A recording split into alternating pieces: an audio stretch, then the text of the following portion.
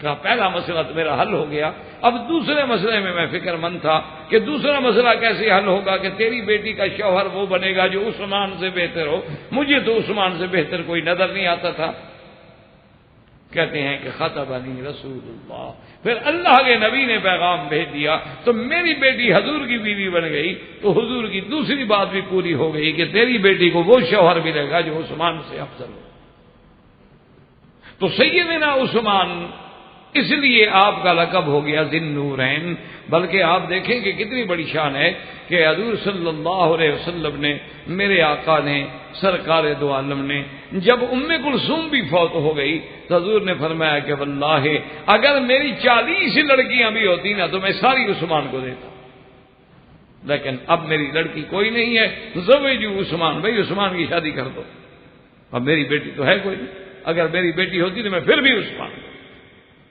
تو سیدنا عثمان ذی النورین کو اس لیے لقب ملا ذی النورین، یعنی جس کے گھر میں 2 نور نظر ہیں انبیاء کی، 2 لخت جگر ہیں محمد رسول اللہ صلی اللہ علیہ وعلا آلہ واصحابہ وسلم تسلیما کثیرا کثیرا۔ اور اسی طرح یاد رکھیں کہ سیدنا عثمان وہ لوگ ہیں سابقین فی الاسلام، جن کو اللہ نے والسابقون الاولون، تو حضرت عثمان بھی ان لوگوں میں ہیں جن کا مقام سابقون میں ہے، اور حضرت عثمان اسلام لائے سیدنا صدیق کی دعوت پر، یعنی حضرت عثمان کو اسلام کی دعوت دینے والا ابو بکر ہے رضی اللہ تعالی عنہ، اور اس کے بعد آپ اسلام لے آئے۔ ابھی حضور صلی اللہ علیہ وسلم دار ارقم میں بھی نہیں گئے تھے، اس سے پہلے عثمان اسلام لے آئے، اور اسلام لانے کے بعد آپ کے چچا ہیں حکم بن العاص، ان کو جب پتہ لگا کہ عثمان مسلمان ہو گئے تو وہ آئے، انہوں نے کہا کہ اسلم تھا سبا ہوتا، اچھا تم نے بھی دین چھوڑ دیا باپ دادے کا، مسلمان ہو گئے؟ انہوں نے کہا نعم مسلمان ہو گیا۔ فَرَبَطَهُ، تو اس نے رسی کے ساتھ حضرت عثمان کو گھر میں باندھ دیا اور کہا کہ جب تک اسلام نہیں چھوڑو گے اسی طرح بندے رہو گے، نہ کھانا دوں گا نہ پانی دوں گا، اسی طرح مر جاؤ۔ اور حضرت عثمان رضی اللہ تعالی نے فرمایا کہ چچا کیوں آزمائش کرتے ہو، اللہ کی قسم اگر میری جان بھی نکل جائے وہ تو مجھے قبول ہے، لیکن اب میں اللہ کا دین نہیں چھوڑ سکتا۔ تو جب حکم ابن العاص نے آپ کی صلابت کو دیکھا کہ وہ تو بالکل پختہ ہیں، پکے ہیں، بالکل لچک آتی ہی نہیں، تو آخر وہ بھی گھبرا گئے اور انہوں نے حضرت عثمان رضی اللہ تعالی عنہ کو چھوڑ دیا۔ انہوں نے کہا کہ وہ تو اسلام چھوڑنے کے لیے تیار ہی نہیں۔ اب سیدنا عثمان غنی رضی اللہ تعالی عنہ تو یہ ذی النورین اور سبقت اسلام اور اختبار اسلام میں آپ کا ثبات اور ہجرتین، ہجرت الی الحبشہ اور ہجرت المدینہ کا شرف جو ہے وہ بھی حضرت عثمان کو ملا۔ اور اسی طرح یاد رکھیں کہ حضرت عثمان وہ ہیں جو کثیر الحیا، یعنی آپ پہ حیا کا بڑا غلبہ، حتیٰ کہ سیدہ عائشہ فرماتی ہیں کہ ایک دن میرے گھر میں حضور صلی اللہ علیہ وسلم تشریف فرما ہے، اور حضور میں تکلفی سے ایسے ٹیک لگا کے بیٹھے ہیں اور چادر مبارک آپ کی یعنی نصف پنڈلی سے بھی کچھ اوپر ہے، اپنے گھر میں بیٹھے ہیں بے تکلف۔ اب دروازے پہ اذن مانگا گیا، حضور صلی اللہ علیہ وسلم نے فرمایا کون؟ نے کہا جی ابو بکر ہے۔ آپ نے کہا ٹھیک ہے آج آنے دو۔ حضرت ابو بکر آ گئے، ان نے آگے سلام کیا تو حضور جیسے بیٹھے تھے اسی طرح لیٹے رہے، بے تکلفی سے جیسے لیٹے ہوئے تھے لیٹے۔ حضرت عمر رضی اللہ تعالیٰ عنہ آئے، حضور نے اجازت دے دی۔ کیوں؟ گھر کتنے ہوتے تھے؟ بی بی عائشہ کا گھر کیا خیال ہے آپ کا؟ محل تھا، 10 ہاتھ کا ایک حجرہ تھا اور 7 ہاتھ اس کا سامنے صحن تھا، اس کے بعد دروازہ تھا اور دروازے پہ لکڑی نہیں لگی ہوئی تھی، ٹاٹ پڑا ہوا، یعنی اندازہ کریں کہ یہ جو ہے حجرہ ہے سرکار دو جہاں صلی اللہ علیہ وسلم کا۔ اب حضرت عمر آئے رضی اللہ تعالی عنہ، جب تشریف لائے تو حضور اسی طرح بے تکلفی سے لیٹے رہے۔ سیدہ عائشہ صدیقہ فرماتی ہیں کہ اس کے بعد استاذن عثمان، کہ حضرت عثمان غنی رضی اللہ تعالی عنہ نے اذن مانگا تو اب تحیّا رسول اللہ صلی اللہ علیہ وسلم، حضور صلی اللہ علیہ وسلم جو ہے اٹھ کے بیٹھ گئے اور پنڈلی مبارک سے چادر بھی ٹھیک فرما لی اور سیدھے ہو کے بیٹھے، پھر اجازت دی عثمان۔ حضرت عثمان آئے، بیٹھے رہے، باتیں کی، چلے گئے۔ بی بی عائشہ فرماتی ہیں کہ میں حیران ہو گئی کہ میرے ابے کے لیے بھی حضور نے اتنا اہتمام نہیں کیا، ابو بکر کے لیے اہتمام نہیں کیا، عمر کے لیے اہتمام نہیں کیا، اور حضرت عثمان آئے تو اٹھ کے بیٹھ گئے۔ تو میں رہ نہ سکی اور میں نے حضور سے پوچھ لیا کہ یا رسول اللہ دخل ابی بکر، ابو بکر آیا تو آپ بیٹھے رہے، عمر آیا تو بیٹھے رہے۔ تو آپ نے فرمایا عائشہ انہ لیستحیی منہ الملائکہ، عثمان تو وہ ہے جس سے اللہ کے آسمان میں فرشتے بھی حیا کرتے، تو میں پھر عثمان سے کیسے حیا نہ کرتا؟ اور وہ اتنا کثیر الحیا ہے کہ اگر میں تکلف بے تکلفی بیٹھتا تو بیچارہ بیٹھ ہی نہ سکتا، اٹھ کے چلا جاتا، کیونکہ طبع اللہ تبارک و تعالی نے نفیس بنائی ہوتی۔ حضور کے صحابہ کا تو خیر مقام ہی بہت بلند ہے۔ حضرت مرزا مظہر جان جانا رحمت اللہ علیہ ایک بزرگ گزرے ہیں، ان کی نفاست طبع کا بھی یہ عالم تھا کہ اگر مثلا کسی شاگرد نے، مرید نے، آپ نے پانی مانگا اور اس نے گلاس کو ایسے پکڑ لیا تو بس حضرت کو تکلیف شروع ہو جاتی، یا اس نے گلاس ٹیڑھا رکھ دیا، سیدھا نہیں رکھا تو بس حضرت کو اسی وقت سر درد ہو۔ اللہ کی قدرت ہے، اللہ کسی کی طباعت میں لطافت پیدا کرتے ہیں، نفاست پیدا کرتے ہیں۔ تو یہ تو طبائع ہیں جو اللہ نے پیدا فرمائے۔ ایک دفعہ ان کا ایک بڑا مشہور کتابوں میں تاریخ میں واقع ہے کہ آپ بیٹھے ہوئے تھے اور آپ کی آنکھیں مبارک جو تھی سرخ تھیں، تو کسی شاگرد نے پوچھا کہ آپ سحر تھا، آپ رات جاگتے رہے، خیریت تو ہے حضرت؟ آپ کی آنکھیں نیند نہیں آئی، سرخ ہو رہی ہیں۔ فرمایا بھائی کوئی آدمی یہاں ایک لحاف بنا کے دے گیا تھا ہدیہ، ایک لحاف اوڑھنے کے لیے ہدیہ دے گیا تھا، وہ اللہ کے بندے نے سلائی جو کی نا وہ ٹیڑھی تھی، اس کی وجہ سے بس سر میں درد ہو گیا اور نیند نہیں آئی۔ بھائی سیدھی سلائی کیوں نہیں کی؟ تباہ ہوتے۔ اللہ تبارک و تعالیٰ نے جن لوگوں کو یعنی کوئی نفاست، لطافت، نزاکت دی ہوتی ہے ان کا انداز ہوتا ہے۔ حضرت عثمان بھی اتنے کثیر الحیا تھے کہ حضور اٹھ کے بیٹھ گئے، اور اسی طرح حالانکہ حضور سب سے زیادہ حیا والے ہیں۔ بی بی فرماتی ہے کہ اشد حیاء من العذراء فی خطرہا، حضور تو اس کنواری بچی جو اپنے شادی والے دن اپنے اس میں حجلہ عروسی میں بیٹھی ہوئی ہوتی ہے شرمیلی، حضور تو اس سے بھی زیادہ شرم والے تھے۔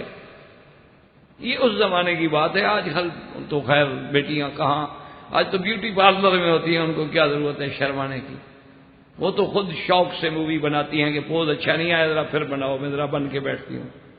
انا للہ و انا الیہ راجعون۔ اب تو سچی بات اگر دیکھا جائے تو اب تو بس لاشیں ہیں چلتی پھرتی زمین پر، ورنہ وہ مقام کہاں جو حضور صلی اللہ علیہ وسلم کی ازواج مطہرات کا ہے یا اصحاب رسول کا ہے۔ تو یہ مقام بھی سیدنا عثمان کو ملا، اور سیدنا عثمان ان لوگوں میں ہیں من العشرۃ المبشرۃ بالجنہ، کہ ان 10 آدمیوں کو جن کو اللہ نے اپنے نبی سے جنت کے زبان سے جنت کی بشارت کی۔ ویسے تو صحابہ سب جنتی ہیں، یاد رکھو، تمام اصحاب رسول جو ہیں وہ جنتی ہیں۔ اللہ نے قرآن میں وعدہ کر دیا کہ کلن وعد اللہ الحسنی، ہم سب کے لیے جنت، رضی اللہ عنہم ورضوا عنہ، جیسے اس آیت میں فرمایا والسابقون الاولون من المہاجرین والانصار والذین اتبعوہم بإحسان رضی اللہ عنہم ورضوا عنہ، اللہ راضی ہو گیا، سب کے لیے جنت ہے، لیکن یہ مزید شرف ہوتا ہے، مزید شان ہوتا ہے کہ جن کی جنت کی بشارت خود محمد مصطفیٰ فرمائے۔ حضور صلی اللہ علیہ وسلم مدینہ منورہ میں ایک صحابی انصاری کے باغ میں تشریف فرما ہے، اور حضور اس دن تھوڑا آرام کرنا چاہتے ہیں۔ آپ نے خادم کو حکم دیا کہ کوئی آدمی میرے پاس نہ آئے جب تک کہ میں اذن نہ دوں، اجازت نہ دوں۔ انہوں نے کہا ٹھیک۔ وہ جا کے دروازے پہ کھڑے ہو، تھوڑی دیر کے بعد حاضر ہوئے، کہا حضور سیدنا ابی بکر آئے ہیں، اجازت مانگتے ہیں، آپ کے پاس آنا چاہتے ہیں۔ آپ نے فرمایا فاذن لہ فبشرہ بالجنت، جاؤ ابو بکر کے لیے دروازہ کھول دو، آنے بھی دو، اجازت بھی دے دو، اور بتلا دو کہ اللہ کے نبی فرماتے ہیں تو جنتی ہے، جنت کی خوشخبری دے۔ تھوڑی دیر گزری فاستاذن عمر، حضرت عمر آئے، انہوں نے اذن مانگا، حضور نے فرمایا کہ اجازت بھی دے دو، بشرہ بالجنہ، ان کو بھی جنت کی خوشخبری دے دو۔ اور اس کے بعد تھوڑی دیر گزری، صحابی کہتی ہیں جا عثمان، حضرت عثمان غنی آئے، حضور نے فرمایا بشرہ بالجنت علی بلوى تصیبہ، میرے عثمان کو جنت کی خوشخبری دے دو، لیکن ایک امتحان پڑے گا ان پر، ایک مصیبت آئے۔ اور صحابہ محدثین نے عجیب واقعہ لکھا ہے حدیث مبارک میں، وہ کہتے ہیں جب حضور صلی اللہ علیہ وسلم انصاری کے باغ میں تھے تو آپ کنویں پہ بیٹھے تھے، اور کنویں پہ حضور ایسے بیٹھے تھے، آدمی کرسی پہ بیٹھتے ہیں نا ٹانگیں لٹکا کے، حضور کنویں کی مڈیر پہ بیٹھ گئے اور ٹانگیں مبارک کنویں کے اندر لٹکا لی۔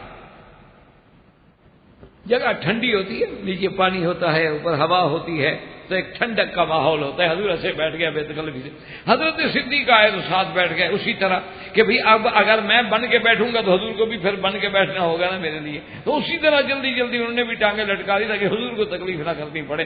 حضرت عمر آئے تو بائیں بیٹھ گئے، اب جب حضرت عثمان آئے تو ادھر جگہ بچی نہیں تھی، حضرت عثمان سامنے بیٹھے، کنواں تھا نا گول، تو اس کنارے پہ تو درمیان میں سرکار آ گئے، دائیں صدیق آ گئے، بائیں عمر آ گئے، اب یہ کنارہ تو جگہ ہی نہیں رہی، تو حضرت عثمان سامنے اسی طرح بیٹھے جیسے کہ حضور صلی اللہ علیہ وسلم بیٹھے تھے۔ تو اس پہ محدثین نے، علماء متاخرین نے لکھا ہے کہ قدرت کی طرف سے یہ اشارہ تھا کہ ابو بکر و عمر تو حضور کے ساتھ روضے میں ایسے ہوں گے، لیکن عثمان سامنے دفن ہوں، ان کو تو روضے میں قرب ملانا جیسے حیات میں ملا، اسی طرح روضہ مبارک میں بھی مل گیا۔ حضرت عثمان جنت البقیع میں دفن۔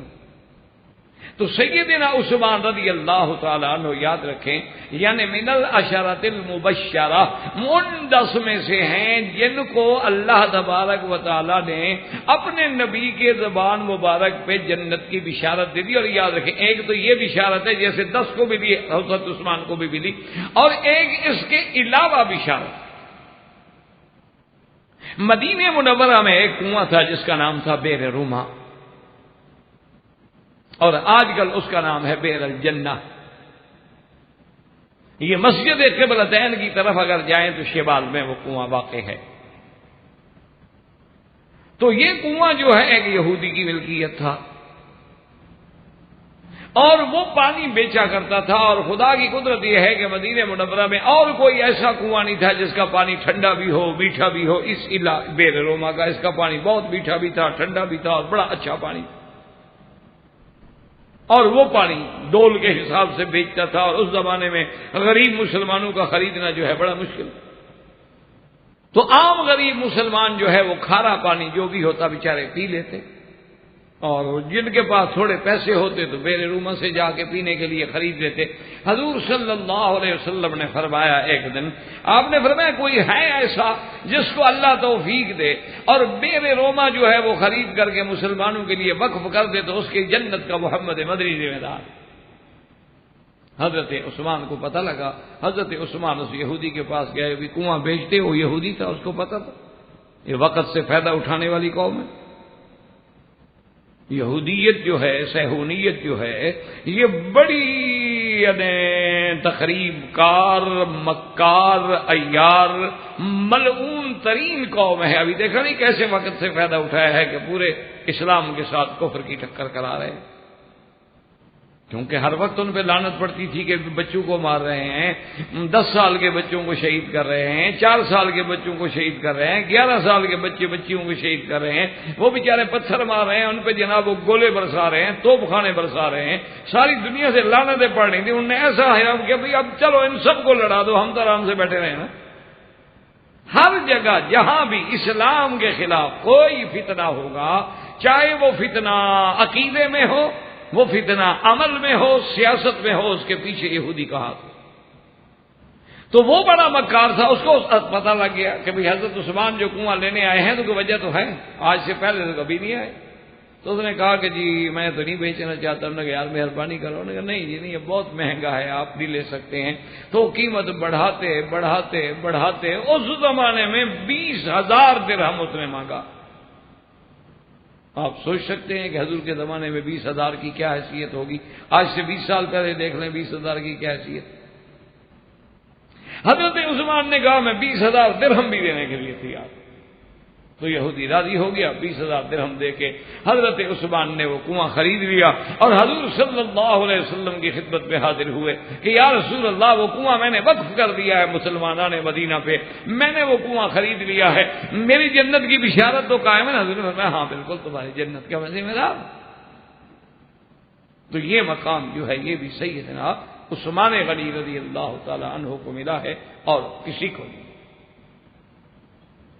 اور اسی طرح یاد رکھیں کہ غزوہ جیش الاسرہ یعنی غزوہ تبوک، اس کا نام جو ہے جیش العسرہ اس لیے رکھا گیا کہ وہ عین تنگ دستی کا عالم تھا اور شدت کی گرمی پڑ رہی تھی اور فصل پکے ہوئے تھے، ابھی فصل اترا نہیں تھا. آپ کو پتا ہے کہ دیہات والے لوگوں کا فصل نہ اترے تو ان کے گھر میں کیا ہوتا ہے. تو اس دور میں اللہ کے نبی نے ارادہ فرما لیا کہ ہم نے تبوک پہ جانا ہے. اور اس کی وجہ یہ تھی دراصل کہ مختلف کفار نے اس دور کی جو سپر پاور تھی روم، ان کو جا کے بھڑکایا کہ بھئی اسلام تو پھیلتا جا رہا ہے اور تم چپ کر کے بیٹھے ہوئے ہو.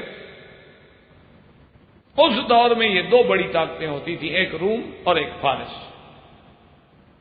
تو اس دور میں ان کا جو ہے اپنا مسئلہ ہے اپنا، تو انہوں نے جا کر اس کو بھڑکایا کہ بھئی اسلام کا غلبہ ہو رہا ہے ہر جگہ اور اسلام پھیلتا چلا جا رہا ہے، کیونکہ مکہ فتح ہو گیا، حنین فتح ہو گیا، طائف فتح ہو گیا، اور اس کے بعد جو ہے فتوحات اسلامیہ جو تھی بڑھتی چلی گئیں.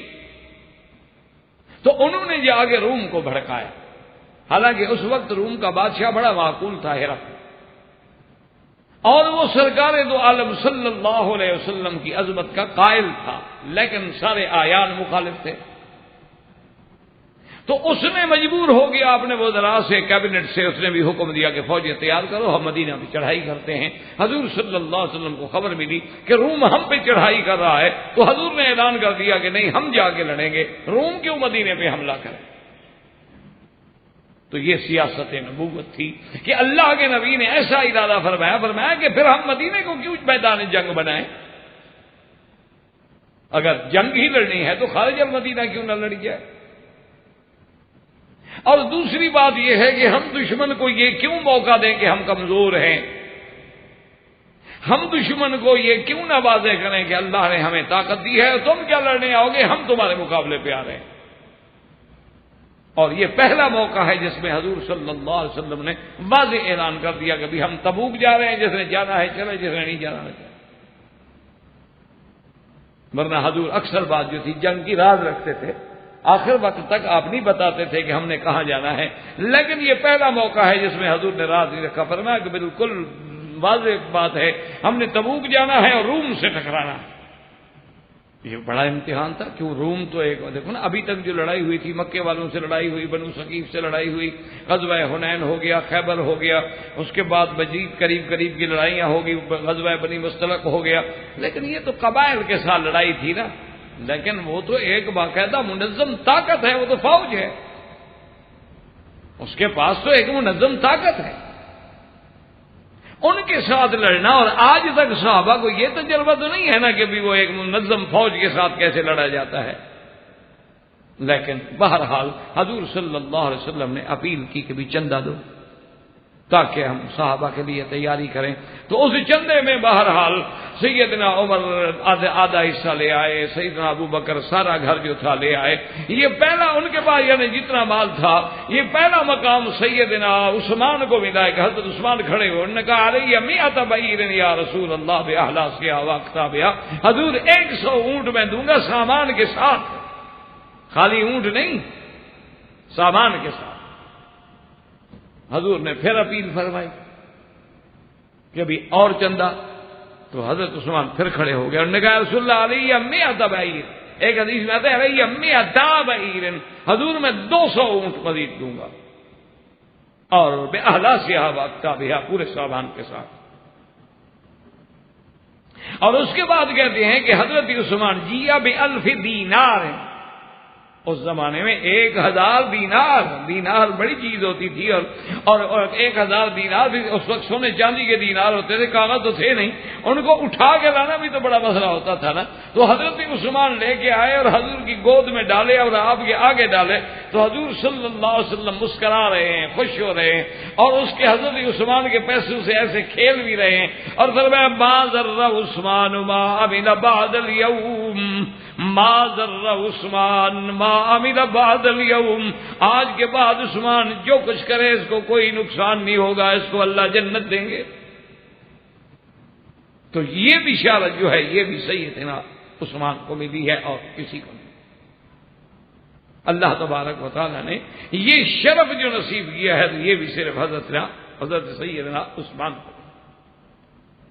اور اسی طرح یاد رکھیں کہ صلح حدیبیہ کے موقع پر جب سرکار دو جہاں رحمت دو عالم سیدنا محمد الرسول اللہ صلی اللہ علیہ وسلم جب آپ تشریف لائے اور آپ مدینہ منورہ سے آپ حدیبیہ میں پہنچے، بڑا تفصیل سے واقع ہے، کفار مکہ نے روک دیا. اب حضور صلی اللہ علیہ وسلم نے حضرت عمر کو بلایا اور کہا کہ عمر تم ایسا کرو کہ مکے میں جاؤ اور مشرکین مکہ سے جا کے بات کرو، انہیں سمجھاؤ کہ اللہ کے نبی عمرے کے لیے آئے ہیں، اللہ کے نبی کوئی جھگڑے کے لیے تو نہیں آئے، نہ جنگ لڑنے کے لیے آئے ہیں، نہ لڑائی کے لیے آئے ہیں. حضور صلی اللہ علیہ وسلم تو صرف عمرے کے لیے تشریف لائے، احرام باندھے ہوئے ہیں، جانور آپ کے ساتھ ہیں، کوئی عقل کرے. حضرت عمر رضی اللہ تعالیٰ نے کہا یا رسول اللہ میری تو جان بھی حاضر ہے، آپ حکم فرمائیں، جہاں حکم فرمائیں میں جانے کے لیے تیار ہوں، لیکن مجھے اگر آپ نے بھیجا نا مکے والوں کے پاس تو جو امید ہے وہ بھی ختم ہو جائے گی، کیونکہ کفر عمر کے ساتھ کبھی صلح نہیں کر سکتا. آج بھی دنیا میں دیکھیں عمر کا نام برداشت کرنا بڑا مشکل ہو جاتا ہے لوگوں. اللہ نے حضرت عمر کو ایسا مقام دیا، انہوں نے کہا یا رسول اللہ کوئی ایک بندہ ہے مکے میں جو میرے ساتھ راضی ہے، اور میں ہی تو ہوں جس نے مشورہ دیا تھا کہ ان کو مار دیں بدر میں. حضور میرے جانے سے تو معاملہ بگڑ سکتا ہے، بن نہیں سکتا، صلح نہیں ہو سکتی، اور پھر کوئی ایک بندہ بھی نہیں ہے جو اخلاقی طور پر بھی مجھے پناہ دینے پہ راضی ہو جائے. البتہ میں ایک مشورہ دے سکتا ہوں. حضور نے فرمایا ہاں مشورہ دو، کیا بنے گا؟ اور حضرت عمر نے کہا حضور عثمان کو. حضور نے فرمایا عثمان کو؟ نے کہا عثمان کو اس لیے بھیجیں کہ ایک تو عثمان کا خاندان ابھی مکے میں ہے کہ، اور خاندان جو ہوتا ہے نا وہ کبھی اپنے خاندان کے بندے کی رسوائی برداشت نہیں کرتا، اور دوسری بات یہ ہے کہ یا رسول اللہ مکے میں کون سردار ہے جس پر عثمان کا احسان نہ ہو؟ مکے کا کوئی ایک بندہ ہے جس پہ عثمان نے احسان نہ کیے ہوں، کسی کو پیسہ دیا، کسی کو قرضہ دیا، کسی کی اعانت کی، تو حضرت عثمان کا لحاظ کریں گے اور کسی بندے کی کوئی لحاظ نہیں کریں گے. یعنی یہ شرف بھی سیدنا عثمان کو ملا ہے کہ 1400 صحابہ میں سے سفیر رسول اللہ، رسول اللہ بن کے جانے والا حضرت عثمان. اچھا اللہ کی شان دیکھیں، حضرت عثمان رضی اللہ تعالیٰ عنہ کے لیے امتحان ہو گیا. جب حضرت عثمان آئے تو آپ کے خاندان کے لوگ کھڑے ہو گئے، انہوں نے کہا عثمان تم ہماری امان میں ہو، بالکل آرام سے آؤ، باقی فیصلہ ہونا نہ ہونا اللہ کے ہاتھ میں ہے. جہاں تک آپ کی امان کا تعلق ہے، ہم جب زندہ ہیں تو آپ کو ہاتھ کون لگا سکتا ہے؟ آپ بالکل اب مکے میں آئے، آرام سے آ گئے، آرام سے آئیں، اور اگر آپ عمرہ کرنا چاہتے ہیں تو داخل ہو جائیں، آپ آرام سے کریں، ہم کھڑے ہیں بھائی. کون ہے بھائی کا لال جو آپ کو روکے؟ اب آپ آ گئے کعبے میں، احرام میں ہیں تو آپ عمرہ کر لیں. حضرت عثمان رضی اللہ تعالی عنہ کا یہ امتحان ہے، اور یہ مقام محبت ہے، اور یہ مقام ادب ہے. ورنہ شریعت کا کیا مسئلہ ہے کہ مکے میں پہنچ جاؤ، اجازت بھی مل جائے، موقع بھی مل جائے تو عمرہ نہ کرو. یہ محبت کی باتیں ہوتی ہیں، ان کو سمجھ آتی ہیں جن کے دل میں عشق رسول ہوتا. جن کے دلوں میں حضور کی محبت ہوتی ہے. اسی لیے کسی نے کہا تھا نا کہ بے عشق محمد جو محدث ہیں جہاں میں آتا ہے بخار ان کو، بخاری نہیں آتی. حضور کا عشق نہ ہو تو پھر بخار تو آ سکتا ہے، بخاری شریف نہیں پڑھ سکتا. کہ جس نبی کی حدیث سمجھنا چاہتے ہیں اس سے محبت ہی نہ ہو. اور جب حضور سے محبت کا مقام یہ ہو جائے کہ آدمی کی ساری کائنات سے زیادہ محبوب بھی حضور ہو جائیں تو پھر وہاں وہ مسئلے دیکھے گا. پھر تو جان بھی قربان، اولاد بھی قربان، بچے بھی قربان. جب اللہ کا نبی ساری کائنات سے زیادہ محبوب ہے تو یہ مقام ہے محبت کا کہ حضرت عثمان کے لیے کعبہ کھلا ہے، راستہ کھلا ہے. لیکن حضرت عثمان نے فرمایا واللہ مجھے خدا کی قسم ہے میں اس وقت تک عمرہ نہیں کروں گا جب تک حتی آیا میرا رسول اللہ صلی اللہ علیہ وسلم، میرا محبوب بغیر عمرے کے بیٹھے رہیں اور عثمان عمرہ کرے. میری محبت یہ گوارا نہیں کر سکتی. انہوں نے کہا میں نہیں عمرہ کروں. انہوں نے کہا اب عثمان تمہیں تو ہم نے نہیں روکا. انہوں نے کہا حضور کو تو روکا ہے نا. جب حضور رکے ہوئے ہیں تو میں کیوں کروں گا؟ جب عمرہ حضور کریں گے میں بھی کروں گا. اور پھر حضرت عثمان نے ان کو سمجھایا، ان کو بلایا، ان کو اجازت دی. لیکن انہوں نے کہا کہ نہیں یہ بات ہم نہیں مانتے. حضور صلی اللہ علیہ وسلم کو اس سال تو ہم نہیں آنے دیں گے کیونکہ ہمارا بالکل ناک کٹ جائے. اصل بات وہی ناک کی ہوتی ہے نا، ہمارے یہاں بھی ان میں بھی وہی تھی وہ جاہلیت. انہوں نے کہا جی یہ ہماری موت ہے کہ 1400 صحابی کے ساتھ حضور آئیں، عمرہ کریں، چلے جائیں اور ہم ان کا کچھ بھی نہ بگاڑ سکیں اور ہم سے اجازت کے بغیر آئے ہیں. حضرت عثمان نے کہا اللہ کے بندو عقل کرو، اللہ کا نبی عمرے کے لیے آئے ہیں، کیا حرج کیا ہے؟ انہوں نے کہا کہ نہیں اس سال تو کوئی امکانی شکل نہیں. اچھا بعض لوگ یہ کہتے ہیں کہ وجہ یہ تھی کہ حضرت عثمان کو جب حضور نے بھیجا نا تو 10 صحابہ شوق میں حضرت عثمان کے ساتھ چلے گئے. وہ حضرت عثمان کے ساتھ ہو گئے کہ چلو ہم کعبہ شریف تو دیکھا ہے نا، کعبے کی محبت کس کے دل میں نہیں تھی. وہاں جب وہ آ گئے اب حضرت عثمان کی تو بات نہ بنی. انہوں نے کہا کہ چلو بھی ہم ذرا دوستوں کو ملائیں. جو مسلمان ضعیف تھے نا وہاں بیچارے قید میں تھے، پکڑے ہوئے تھے، باپ نے باندھا ہوا تھا، وہ تھے تو آپس میں ایک دوسرے کے ملنے والے ان کے پاس گئے تو اب کافروں کو غصہ آ گیا. تو یہ بندے تو اسی لیے لے آئے تھے، یہاں اندر آ گئے وہ تخریب کاری کر رہے ہیں. تو یہ بات جو تھی بات بڑھتے بڑھتے حضور صلی اللہ علیہ وسلم تک بئی طریق پہنچ گئی کہ قتل عثمان، حضرت عثمان جو ہیں شہید کر دیے گئے ہیں اور کافروں نے آپ کے سفیر کا بھی احترام نہیں کیا اور حضرت عثمان کو شہید کر دیا. حضور صلی اللہ علیہ وسلم کو جب یہ خبر پہنچی حضور صلی اللہ علیہ وسلم جلا. حضور صلی اللہ علیہ وسلم نے حکم دیا صحابہ کو کہ آؤ میرے ہاتھ پہ بیعت کرو. اب 2 لفظ ہیں، بعض صحابہ تو کہتی ہیں کہ بایعناہ علی الموت، ہم نے حضور کی بیعت کی اس بات پہ کہ یا رسول اللہ ہمیں موت آ جائے لیکن ہم عثمان کا بدلہ لیں گے، ہم عثمان کا قصاص چھوڑ کے چلے جائیں، کیسے ہو سکتا. اور اسی طرح بعض صحابہ رضوان اللہ علیہم اجمعین یہ فرماتے ہیں کہ بایعناہ علی ان لا یفروا، حضور نے فرمایا کہ میری ہاتھ پہ بیعت کرو اس حال میں کہ تم اس میدان سے اب نہیں ہٹو گے، میدان سے نہیں بھاگو گے. اور یہ وہ بیعت ہے جس کا ذکر اللہ نے قرآن میں کیا. لقد رضی اللہ عن المؤمنین اذ یبایعونک تحت الشجرۃ فعلم ما فی قلوبہم وانزل السکینۃ علیہم واصابہم فتحا قریبا. اللہ پاک نے فرمایا میرا مدنی مجھے قسم ہے، اللہ قسم کھا رہے ہیں، کم ہر تاکید کے لیے ہیں، تا اللہ تاکید راضی ہو گئے ان ایمان والوں سے جو اس درخت کے نیچے تیری بیعت کر رہے ہیں. اور اس کے بعد دوسری آیت میں فرمایا کہ میرا مدنی جب وہ بیعت کر رہے تھے ید اللہ فوق ایدیہم، ایک آپ کا ہاتھ ہے اور ایک صحابی کا ہاتھ ہے اور ان پر اللہ تبارک و تعالی کا ہاتھ ہے. یہ وہ عظیم بیعت ہے جس کا نام بیعت الرضوان ہے، یعنی جس پر اللہ کی رضا کے فیصلے وحی میں اور قرآن میں نازل ہو گئے. اسی طرح یہ وہ بیعت مبارکہ ہے کہ 1400 صحابہ نے بیعت، اچھا بعض صحابہ جیسے حضرت سلمۃ بن الاکوع نے 2 دفعہ بیعت کی، یعنی وہ بیعت کر چکے تھے، حضور نے دیکھا بہت بہادر تھے، بڑے تیر انداز تھے، تو وہ سامنے آنے حضور نے کہا کہ سلمہ بیعت کرو، دیکھا حضور میں تو بیعت کر چکا ہوں، نے کہا تم پھر بیعت کرو، انہوں نے دوبارہ بیعت۔ یہ وہ تیر انداز صحابی ہے، اتنے تیر انداز تھے کہ جب یہ تیر مار رہے تھے ایک جنگ میں تو اللہ کے نبی خوش ہو کے فرما رہے تھے ارم فدا کا ابی و امی، مارو کافروں کو، میرا ماں باپ بھی تجھ پہ قربان۔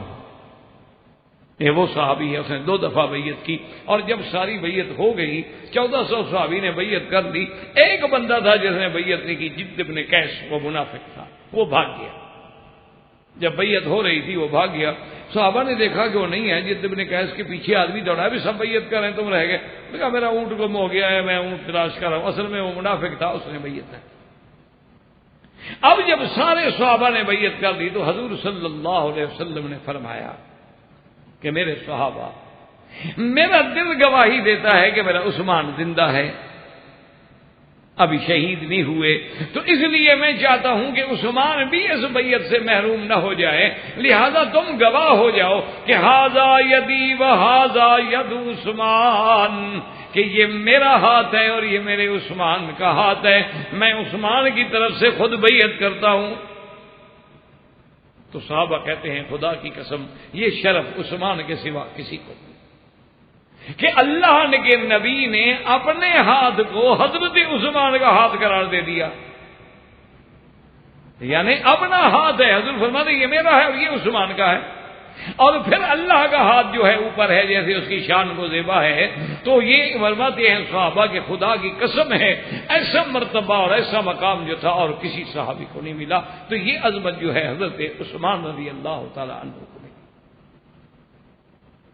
اور اسی طرح ایک دفعہ نہیں بلکہ 2 دفعہ ایسے واقعات آئے ہیں احادیث مبارک میں کہ حضور صلی اللہ علیہ وسلم ایک دفعہ پہاڑ خبیر پہ، مکے میں ہے، آپ کھڑے ہیں اور آپ کے ساتھ حضرت ابو بکر ہیں، حضرت عمر ہیں، حضرت عثمان ہیں، اور پہاڑ میں زلزلے کی کیفیت آئی، پہاڑ ہلنے لگا، حضور نے فرمایا اثبت یا صبیر ما علیک الا نبی و صدیق و شہید۔ تو حضور صلی اللہ علیہ وسلم نے حضرت عثمان کی شہادت کی خبر بھی اپنی زندگی میں دی اور اپنے لسان مبارک میں دی۔ اور اسی طرح ایک حدیث میں آتا ہے کہ جبل احد پہ مدینہ منورہ میں حضور پاک ہیں، حضرت ابو بکر ہیں، حضرت عمر ہیں، حضرت عثمان ہیں، اور جبل احد میں ایسے حرکت اس طرح بھی آئی، حضور نے اپنے پاؤں سے مارا، فرمایا اثبت یا احد، جم جاؤ، کیوں حرکت کر رہے ہو، ما علیک الا نبی و صدیق و شہیدان، تیرے اوپر ایک نبی ہے، ایک صدیق ہے اور 2 شہید ہیں، حضرت عمر عثمان شہید۔ تو یہ بشارت جو ہے وہ بھی سیدنا عثمان رضی اللہ تعالی عنہ کو ملی ہے اور کسی کو نہیں۔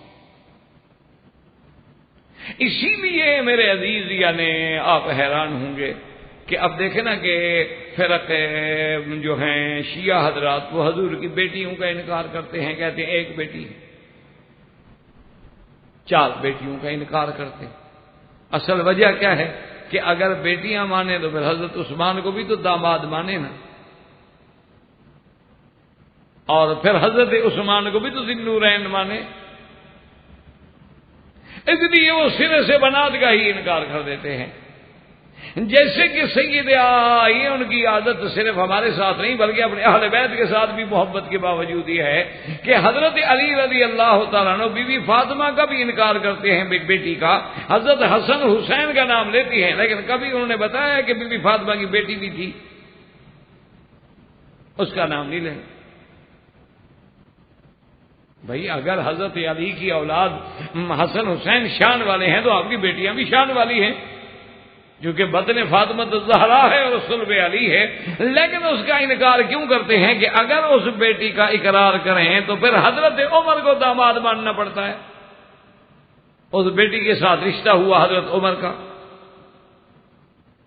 حالانکہ اگر یہ غور کریں اگر ان کے ذرا سا بھی ان کے دل و دماغ میں اللہ کا فکر ہو، اللہ توفیق دے اور اللہ سب کو ہدایت دے کہ اب آپ دیکھیں کہ ایک دن حضرت علی رضی اللہ تعالیٰ عنہ فرماتے ہیں کہ میرے لیے ایک بہت بڑی پریشانی کا دور آ گیا کہ حضور راضی ہو گئے، حضور نے بی بی فاطمہ الزہرا کا نکاح میرے ساتھ کرنے پہ رضامندی کا اظہار کر دیا، تو اب میں کوشش کر رہا تھا بھی کچھ نہ کچھ تو جمع کروں نا، آخر شادی ہے اور حضور کی بیٹی ہے۔ فرماتے ہیں میں نے 2 اونٹنیاں رکھی ہوئی تھی، بڑا کھلا پلا کے موٹا کیا ہوا تھا، میں نے کہا ان اونٹنیوں پہ جاؤں گا، باہر نکل جاؤں گا، لکڑیاں لاؤں گا، مدینے میں بیچوں گا اور بس 1 مہینے میں انشاءاللہ کافی پیسے کما لوں گا۔ وہ کہتے ہیں میں اونٹنیاں بٹھا کے رسی ڈھونڈنے گھر گیا، واپس آیا تو دونوں اونٹنیاں ذبح ہو گئی، دونوں اونٹنیاں ذبح ہو گئی۔ سیدنا حمزہ رضی اللہ تعالیٰ عنہ نے ذبح کر دی اور ان کے کوہان کاٹ کے کباب بن رہے۔ حضرت علی نے دیکھا سید رونے میں لگ گئے کہ یہ کیا ہو گیا؟ اصل میں سیدنا حمزہ تھے نشے میں، اس زمانے میں شراب تو حرام ہوئی نہیں تھی، تو آپ شراب پی رہے تھے، آپ موڈ میں بیٹھے تھے اور آگے کوئی گانے والی نے کہہ دیا کہ سردار جو ہیں وہ اونٹوں کے کوہان کے کباب کھلاتے ہیں، انہوں نے کہا ذبح کرو، یہ اونٹیاں بیٹھی جو ہیں، بس نشے میں آ گئے۔ حضرت علی رضی اللہ تعالیٰ عنہ حضور کی خدمت میں آئے، انہوں نے کہا یا رسول اللہ دیکھے چلے تو صحیح نا آپ کے چاچا نے میرے ساتھ کیا کیا؟ سیدنا حمزہ بھی تو ہم رسول اللہ ہے نا۔ انہوں نے فرمایا کیا کیا؟ میں کہا حضور میری 2 اونٹنیاں ذبح کر دی اور چل کے دیکھے تو صحیح نا وہاں کباب بن رہے ہیں۔ حضور صلی اللہ علیہ وسلم تشریف لے آئے اور دیکھا تو حضرت حمزہ کی مجلس لگی ہوئی ہے، لوگ کٹھے ہوئے ہیں اور جناب گوشت بن رہے ہیں اور کباب بن رہے ہیں اور سیخوں پہ بھنا جا رہا ہے۔ حضور آئے، آپ نے فرمایا ماذا فعلت یا حمزہ، حمزہ کیا کیا تم نے یہ؟ تو حضرت حمزہ تھے نا نشے میں، یوں اٹھا کے سر دیکھا، کہتے حل انتم الا عبید و آبائی، تم کون ہو؟ میرے باپ دادے کے تم سارے غلام لگتے ہو۔ وہ نشے میں اللہ نے ایسے تو نہیں حرام کیا نا۔ حضور صلی اللہ علیہ وسلم فرمایا کہ علی واپس آ جاؤ، اب اس کو اس حال میں کیا کہوں؟ جو نبی کو بھی نہیں پہچان رہا تو وہ علی کو کیسے پہچانتا ہے، اس کی اونٹنیاں کیسے پہچانتا؟ حضرت علی فرماتے ہیں حضور تو واپس آ گئے اور میں مسجد کی دیوار کے ساتھ سر پکڑ کے بیٹھ گیا۔ میں جتنا غمگین تھا ایسا غمگین کوئی بندہ نہیں ہوگا۔ فمر بی عثمان رضی اللہ تعالی عنہ، حضرت عثمان غنی آ کے گزرے اور پوچھا لے کیوں اداس بیٹھے ہو حضرت علی، کیا وجہ ہے کہ آج غمگین بیٹھے ہیں؟ حضرت علی نے کہا میں نے عرض کیا، سارا واقعہ سنایا کہ میری شادی ہے، میں سیدہ کے لیے تیاری کر رہا ہوں، اہتمام کر رہا ہوں اور میرا تو اب کچھ بھی نہیں رہا، میرے گھر میں تو 1 روپیہ بھی نہیں ہے، میں کیسے شادی کروں گا؟ حضرت عثمان غنی رضی اللہ تعالیٰ عنہ فرماتے ہیں میں نے کہا علی غم کیوں کرتے ہو؟ شادی علی کی ہوگی، خرچہ حضرت عثمان کا ہوگا، تمہیں جتنا چاہیے میں خرچ دوں، غم کس بات کا کر رہے ہو؟ تمہیں کیا غم ہے؟ تیری شادی کے لیے بھی کوئی کمی ہے؟ جتنا مرضی آئے اور جو مرضی آئے مجھ سے لے جاؤ۔ تو یہ شرف جو ہے یعنی حضرت علی کی شادی کے خرچے دینے والا، اور تاریخی کتابیں اٹھا کے دیکھ لیں حضرت علی کی شادی کے گواہ کون ہیں؟ ابو بکر، عمر، عثمان۔ اسی لیے ان کو ذرا آدمی جب پتھر کے گھر میں اپنے شیشے کے گھر میں بیٹھا ہو تو پتھر پھینکتے ہوئے ڈرنا چاہیے کہ کہیں وہ پتھر ہمیں تو نہ لگے گا، کہیں وہ واپس ہم پہ تو نہ آئے گا کہ اگر ہم نے عثمان، ابو بکر اور عمر کے اسلام پہ بحث کی تو حضرت علی کے نکاح کا کیا بنے گا؟ تو اس لیے یہ مرتبہ اور یہ مقام جو ہے اہل بیت رسول پہ خرچ کرنے کا اور حضرت علی رضی اللہ تعالی عنہ پہ خرچ کرنے کا، یہ مقام بھی اللہ تبارک و تعالی نے اگر عطا فرمایا تو سیدنا عثمان رضی اللہ تعالی عنہ کو اللہ نے عطا فرمایا۔ تو یہ تمام مناقب اور یہ تمام فضائل جو ہیں صحیح احادیث مبارک میں بھی موجود ہیں، اور بلکہ ایک حدیث مبارک میں آتا ہے لیکن اس کی سند پر علماء محدثین نے اعتراض فرمایا کہ حضور نے فرمایا کہ رفیقی فی الجنت عثمان۔ اچھا، اور تاریخ اٹھا کے دیکھیں، کہتے ہیں کہ عثمان بہت خوبصورت، اللہ نے بڑا جمال دیا، اجمل الناس۔ اور ایک واقعہ آتا ہے وہ بھی صحیح روایات میں ہے کہ حضرت انس رضی اللہ تعالی عنہ جو خادم و رسول اللہ ہیں، حضور کے خادم ہیں اور محبوب خادم ہے حضرت انس۔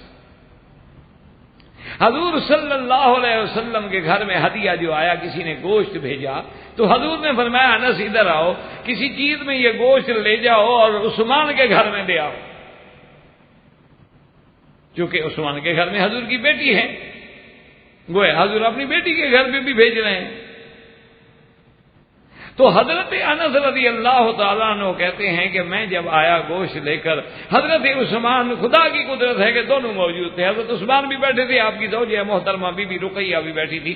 وہ کہتے ہیں خدا کی قسم میں تو حیران ہو گیا، انظر الی رقیہ وانظر الی عثمان، میں تو حیران ہو گیا، کبھی بی بی رقیہ کو دیکھتا، کبھی عثمان کو دیکھتا، میں حیران ہو گیا کہ کس کے جمال کا کیا تعریف کروں، کیا مقابلہ کروں، ادھر نبی کی بیٹی ہے اس کا جمال اور ادھر حضرت عثمان کا جمال۔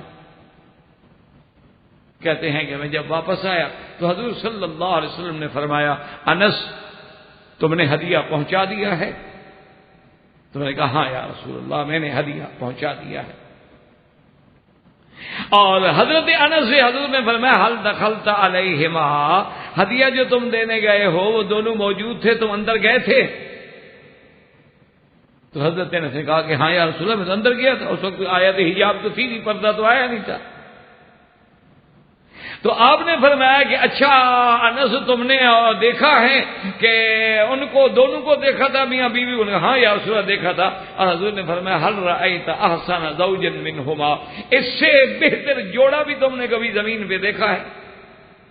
تو حضرت انس کہتے ہیں خدا کی قسم ہے واللہ ما رأیت یا رسول اللہ، کہتے ہیں یا رسول اللہ خدا کی قسم ہے اللہ نے ایسی جوڑی بنائی ہے نا میاں بیوی کی کہ ایسی جوڑی زمین پہ چلتی ہوئی میں نے نہیں دیکھی، میں تو ان کے گھر میں جا کے حیران ہو گیا، انظر الی رقیہ وانظر الی عثمان، کبھی اس کو دیکھتا کبھی اس کو دیکھتا۔ تو اس لیے علماء نے محدثین نے لکھا ہے کہ حضرت عثمان غنی رضی اللہ تعالی عنہ آپ کو اللہ تبارک و تعالی نے یعنی اتنا بڑا جمال عطا فرمایا تھا کہ آپ کا جمال بھی اپنے زمانے میں ضرب المثل تھا۔ اور اسی طرح یہ شرف بھی حضرت عثمان کو ملا ہے کہ مسجد نبوی کی جو توسیع ہے یعنی اس میں جو بڑھایا گیا ہے، یہ ساری توسیع کرنے والے جو ہیں وہ حضرت عثمان ہیں، زمین خرید کے مسجد میں ملانے والے، مسجد کو بڑا کرنے والے کہ نمازیوں کی وجہ سے تنگ ہو گئی مسجد، جوں جوں دور بڑھتا گیا، حضرت صدیق کا دور، پھر سیدنا عمر کا دور، پھر سیدنا عثمان کا دور، اور مدینہ منورہ ماشاءاللہ بھرتا گیا، تو اب مسجد رسول صلی اللہ علیہ وسلم مکتفی نہیں ہوتی تھی، پوری نہیں ہوتی تھی۔ تو یہ حضرت عمر، حضرت عثمان کو شرف ہے کہ آپ نے زمین خریدی اور خریدنے کے بعد پیسہ دینے کے بعد اس کو مسجد میں ملا دیا۔ اب آپ خود اندازہ کریں کہ جس نے حضور کی مسجد کو بڑھایا اور قیامت تک جو لوگ اس مسجد میں نماز پڑھیں گے ان کے ثواب کا حضرت عثمان حقدار۔ تو یہ سارا شرف جو ہے اللہ نے عثمان کو عطا فرمایا۔ وآخر دعوانا ان الحمدللہ رب العالمین۔ زندگی باقی تو بات باقی انشاءاللہ۔ برادران اسلام، واجب الاحترام بزرگوں، دوستوں اور بھائیوں، اللہ تبارک و تعالی کے فضل و کرم سے دروس بسلسلہ خلافت و خلفاء راشدین رضوان اللہ علیہم اجمعین میں ہم نے سیدنا عثمان رضی اللہ تعالی عنہ داماد نبی اور ثالث الخلفاء رضی اللہ تعالی عنہ ارضا کے بارے میں باب مناقب میں کچھ پڑھا۔ آج بھی اسی ضمن میں مناقب سیدنا عثمان رضی اللہ تعالی عنہ اور پھر وہ عظیم ابتلا یعنی شہادت مظلوم عثمان رضی اللہ تعالی عنہ کا ذکر ہوگا انشاءاللہ۔ سیدنا عثمان غنی رضی اللہ تعالی عنہ کی اولیات میں علماء نے لکھا ہے، یعنی اولیات کا معنی یہ ہوتا ہے کہ سب سے پہلے اس کام کی ابتدا کرنے والے جو ہیں وہ حضرت عثمان۔ سب سے متفق علیہ جو ان کی شان میں لکھا گیا ہے کہ اول من ہاجر مع اہلہ بعد لوط علیہ السلام، کہ حضرت لوط علیہ السلام کے بعد اپنے اہل کے ساتھ، اپنے بیوی کے ساتھ ان کو لے کے ہجرت کرنا جو ہے یہ سیدنا عثمان رضی اللہ تعالی عنہ کو نصیب ہوا۔ اب سیدنا لوط علیہ السلام کا زمانہ جو ہے وہ سیدنا ابراہیم خلیل علیہ السلام کے زمانے کے ساتھ،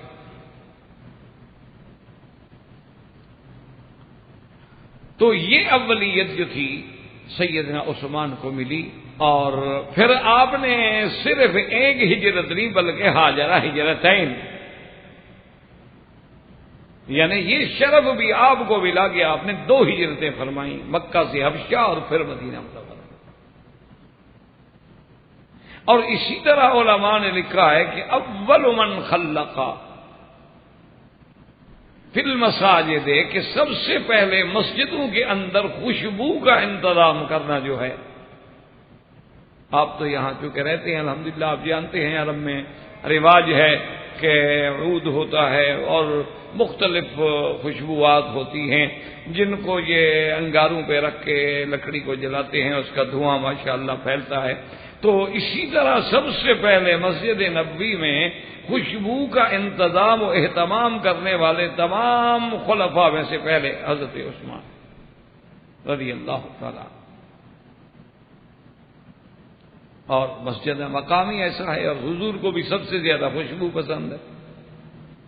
اور پھر خوشبو کا اللہ کی قدرت ہے کہ نماز سے بھی ایک تعلق ہے کہ اس سے ذہنی تسکین ہوتی ہے، تو جب ذہن تسکین میں ہوگا تو عبادت میں حلاوت ہوگی۔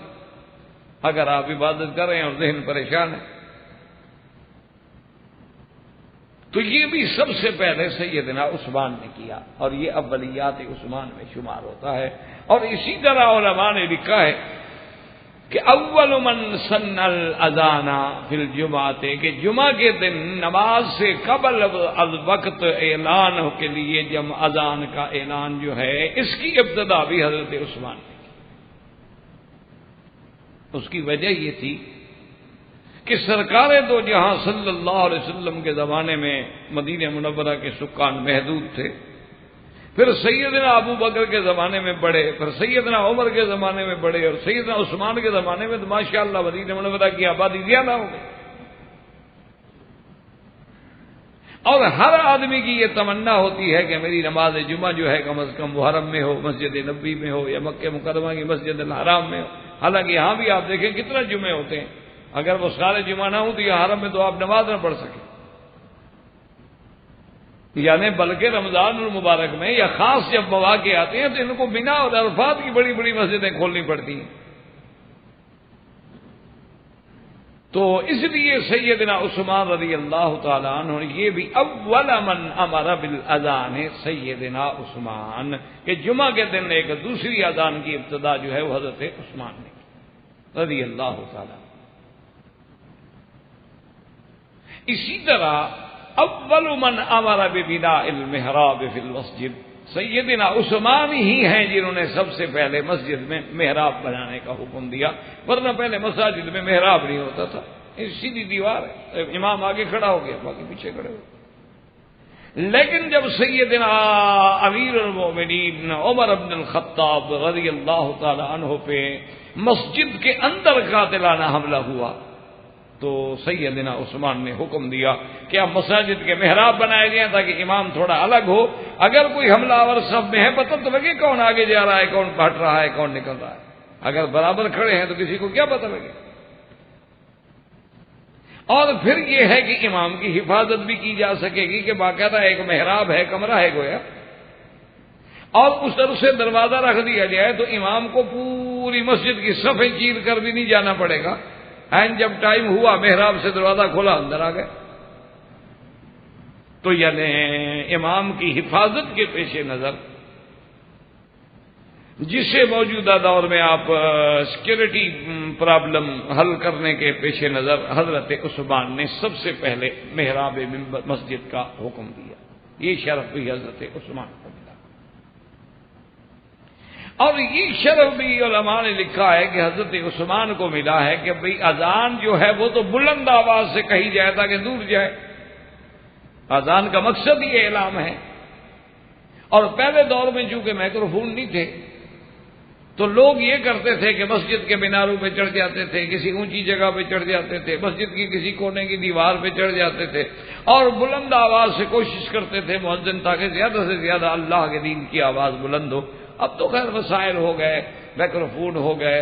اب تو ماشاءاللہ یعنی انگلینڈ کی بعض مساجد میں ایسا اچھا اہتمام دیکھا ہے ہم نے ماشاءاللہ کہ ہر مسجد جو ہے اس کا اپنا منی اسٹیشن ہے، ریڈیو اسٹیشن ہے، اور اس کے ریسیور ہر مسلمان کے گھر میں لگے ہوئے ہیں. تو ایک مسجد کے ساتھ 40 گھر ہے، 50 گھر ہے، 100 گھر ہے، اس سب کے گھر میں ریسیور ہے. جب اذان ہوگی، تقریر ہوگی، جلسہ ہوگا، عورتیں گھر بیٹھے سن رہی. یعنی اتنا اعلیٰ انتظام ہے کہ ابھی عورتوں کو مسجد بھی نہ آنا پڑے، پردے کا پریشانی بھی نہ ہو، اور پھر عورتوں کا آنا جانا بڑے مسائل ہوتے ہیں. اپنے گھر میں وہیں بیٹھ گئی. اچھا جس کے گھر میں ریسیور نہیں ہے وہ ساتھ والے گھر میں آ گئی، وہیں بیٹھ کے اس نے قرآن سنا، درس سنا، تقریر سنی، جمعہ کا خطبہ سنا، اذان سنی، ہر چیز اس کو. اچھا پھر یہ بھی ماشاءاللہ فائدہ ہو جاتا ہے کہ بجائے آپ نے گھڑی پر الارم لگانے کے وہ ریسیور لگایا ہوا ہے آپ نے گھر میں، بس اذان کے وقت آئے گا، اذان شروع ہو جائے گی، آپ اٹھ جائیں گے نیند سے. تو بہرحال لیکن حضرت عثمان کے زمانے میں تو یہ چیزیں نہیں تھیں، اس لیے آپ نے حکم دیا. لیکن ساتھ یہ سمجھتے جائیں کہ بعض اعداء اسلام جو ہیں وہ سمجھتے ہیں کہ یہ چیز تو حضرت عثمان نے ایجاد کر دی. لیکن یاد رکھیں کہ حضرت عثمان کا عمل جو ہے وہ بھی سنت رسول اللہ ہے کہ علیکم سنتی و سنت الخلفاء الراشدین. اور دوسری بات یہ ہے کہ سیدنا عثمان نے جو عمل کیا اور پھر کسی صحابی نے اعتراض نہیں کیا، ورنہ صحابہ حق بات پہ کیسے خاموش رہیں. تو جب صحابہ اس عمل کو قبول کر لیں تو گویا اجماع بھی ہو گیا. تو جب اجماع صحابہ ہو جائے تو بات ختم ہو گئی. تو اس لیے یہ ابتدا جو ہے وہ بھی سیدنا عثمان غنی رضی اللہ تعالی نے کی، اور یہ شرف جو ہے صرف سیدنا عثمان کو ملا ہے اور کسی کو نہیں.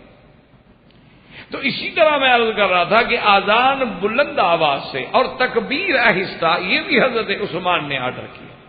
نے کہا بھی تکبیر میں تو لوگ آ چکے ہیں مسجد میں، اب اس کے لیے تو بہت زور کی ضرورت نہیں ہے. آذان کے لیے تو ٹھیک ہے، لیکن اب تکبیر کے لیے کیا ضرورت ہے؟ مقصد تو تکبیر کہنا ہے، اقامت کہنا ہے، اور جو قریب کھڑے ہیں وہ سن لیں گے بھی اقامت ہو گئی. تو یہ ابتدا جو ہے اس کا حکم بھی سیدنا عثمان غنی رضی اللہ تعالی عنہ نے دیا، اور یہ بھی آپ کے اولیات سیدنا عمر میں شمار. اور اسی طرح دیکھیں جو سب سے بڑا احسان ہے نا سیدنا عثمان کا،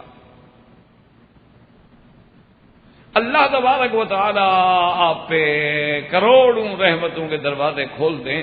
میرے خیال میں دنیا میں کوئی شخص جو کلمہ پڑھتا ہے نبی صلی اللہ علیہ وسلم کا، اللہ کی الوہیت کا قائل ہے، محمد مدنی کی رسالت و نبوت کا قائل ہے، اور قرآن کو اللہ کی کتاب سمجھتا ہے نا، وہ قیامت تک حضرت عثمان کا دیر احسان ہے.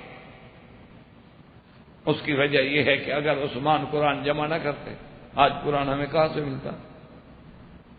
تو یہ جمع قرآن جو ہے علی طریقۃ علی قراءۃ واحدۃ، یہ شرف جو ہے حضرت عثمان کو ملا کہ ابتدا کام کی تو سیدنا ابو بکر رضی اللہ تعالی عنہ کے زمانے سے شروع ہو گئی، لیکن انتہا جب ہوئی ہے تو وہ سیدنا عثمان کا زمانہ ہے. اور پھر سیدنا عثمان نے پوری امت کو ایک قرات میں جمع کر دیا، ورنہ قرات تو ساتھ ہے تاکہ اختلاف نہ رہے، اور ساری دنیا جو ہے مصحف عثمانی، اسی لیے آج تک اس مصحف کو مصحف عثمانی کہا جاتا ہے. اور خط مصحف عثمانی دیکھا جائے گا اور اس کی جو ترتیب ہے اور ایک قرات پہ ہے، یہ شرف جو ہے سیدنا عثمان کو ملا ہے کہ پوری دنیا میں پھر حضرت عثمان کے یہ نسخے بھیجے گئے رضی اللہ تعالی عنہ. یہ مقام بھی سیدنا عثمان کو ملا. اور اسی طرح یاد رکھیں کہ سیدنا عثمان کو یہ شرف ملا ہے کہ آپ کے زمانہ خلافت میں، کیونکہ آپ کی خلافت مبارک جو ہے وہ 12 سال ہے، 12 سال آپ خلیفہ رہے. اور خلافت بھی ایسی شان کی تھی کہ حضرت عمر تو شورا بنا گئے نا. حضرت عبد الرحمن ابن عوف کہتے ہیں کہ سب نے اب میری ذمہ داری ڈال دی، سب نے میرے پر بوجھ ڈال دیا کہ تم معلومات کرو لوگ کیا چاہتے ہیں. تو اس دور میں دیکھیں کہ حضرت عبد الرحمن ابن عوف کو بھی اللہ نے کتنی عقل دی تھی، کتنی فہم دی تھی، کتنی سوچ دی تھی کہ پتہ ہے انہوں نے کیسے لوگوں سے رائے لی. انہوں نے حضرت طلحہ سے رائے لی. یہ عشرہ مبشرہ تھے نا، یہ لوگ جن کو جنت کی بشارت مل چکی تھی. انہوں نے کہا طلحہ سے کہ یا طلحہ، ایک بات میں پوچھتا ہوں، اگر تمہیں خلیفہ نہ بنایا جائے تو تم اپنے بعد کس کو بہتر سمجھتے ہو؟ ایک تو ہر آدمی چاہتا ہے میں بن جاؤں، فطری بات ہے، لیکن اگر ہم تمہیں نہ بنائے تو کس کو بہتر سمجھتے؟ کہ پھر عثمان. اچھا، حضرت علی سے کیسے رائے لی عبد الرحمن نے کہا کہ یا علی دیکھو، یہ بتاؤ کہ اگر خلافت آپ کو نہ دی جائے تو آپ کس کو بہتر سمجھتے ہو؟ کہا عثمان. اس طرح حضرت طلحہ سے، حضرت زبیر سے، حضرت علی سے اور سارے صحابہ سے، حتیٰ کہ ایک دفعہ ایک صحابی نے پوچھا بھی کہ عبد الرحمن بن عوف، آپ نے اتنی جلدی حضرت عثمان کے حق میں کیسے فیصلہ کر دیا؟ انہوں نے کہا خدا کے بندے کیا پوچھتے ہو، میں نے تو کوئی اہل بدر کا صحابی بدری نہیں چھوڑا، میں نے تو کوئی عشرہ مبشرہ کا بزرگ نہیں چھوڑا، میں نے تو کوئی فقہاء صحابہ میں فقیہ نہیں چھوڑا، میں نے تو علماء صحابہ میں کوئی عالم نہیں چھوڑا، اور کہ اس کے گھر میں جا کے دروازہ کھٹکھٹایا ہے. بلاکن یاب المسلمون الا عثمان، سب نے کہا ہمیں عثمان چاہیے، تو میں کیا کروں؟ اس لیے اللہ تبارک و تعالیٰ نے، یعنی آپ کی خلافت کا یہ عالم ہے. اور حضرت عثمان کی خلافت ہی میں رائی فتح ہوا. حضرت عثمان کی خلافت میں بعض حصون، بڑے بڑے قلعے جو تھے روم کے فتح ہوئے. حضرت عثمان ہی کے زمانے میں استخر فتح ہوا.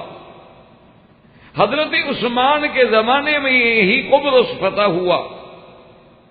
اور آپ اندازہ کریں کہ ایک حدیث مبارک ہے میرے محبوب کی، محبوب دو جہاں، رحمت دو جہاں، سیدنا محمد الرسول اللہ صلی اللہ علیہ وسلم نے ایک دفعہ، آپ سوئے ہوئے تھے، جب نیند سے اٹھے تو آپ نے فرمایا کہ مجھے دکھایا گیا ہے کہ میری امت میں سے کچھ لوگ ایسے ہوں گے یرکبون علی سفد البحر، وہ دریاؤں میں اور سمندروں میں جا کے بھی کافروں سے جہاد کریں. اور حضور صلی اللہ علیہ وسلم نے فرمایا کہ اس جہاد میں جانے والوں کا مرتبہ اللہ اتنا بلند کریں گے کہ کأنہم بدریون، گویا کہ وہ اصحاب بدر ہوں گے. یعنی کوئی معمولی مرتبہ نہیں، بدریوں کا پتہ ہے مرتبہ کیا کہ معلومات سے تم جو مرضی کرو اللہ معاف کر چکا ہے. جن کو اللہ چیک دے دے بلینک کہ جی جو چاہو جاؤ کرو. تو آپ نے فرمایا کہ وہ ایسے شان والے ہوں گے کہ کأنہم بدریون. تو ام حرام بنت ملحان بیٹھی تھی، انہوں نے کہا یا رسول اللہ فضل اللہ سے دعا کریں اللہ مجھے بھی اس میں شامل کر لے. تو حضور صلی اللہ علیہ وسلم نے فرمایا انت منہم، چلو تم بھی ان میں ہو. حضور صلی اللہ علیہ وسلم نے دعا کر دی، فرمایا انت منہم، تم ان میں ہو. کون نہیں چاہتا کہ میں بدری صحابہ کے مقام پہ پہنچ جاؤں؟ تو یہ جو سب سے پہلا جہاد ہے سمندر میں کرنے کا، اس کا زمانہ خلافت جو ہے وہ سیدنا عثمان رضی اللہ تعالیٰ عنہ کا ہے، اور حضرت معاویہ رضی اللہ تعالیٰ عنہ بھی ہیں، اور یزید بن سفیان بھی ہیں. معاویہ بن ابی سفیان، یزید ان کے بھائی ہیں. ایک تو یزید بیٹا ہے نا، بعض لوگوں کو مغالطہ لگ جاتا ہے، ایک بیٹا ہے ایک بھائی ہے.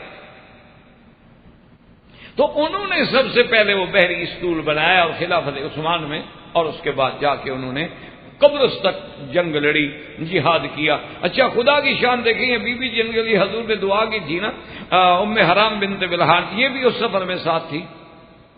اس سفر میں ساتھ ہی جنگ ہو گئی، مسلمان کامیاب ہو گئے، فتح ہو گئی. بی بی واپس آئیں اور افسوس کرتی تھی کہ حضور نے تو میرے لیے دعا کی تھی، پتہ نہیں مجھے شہادت کیوں نہیں ملی. یہ عورتوں میں جذبہ تھا. آج ہمارے جذبے کا حال بھی ہر کسی کے سامنے ہے ماشاءاللہ.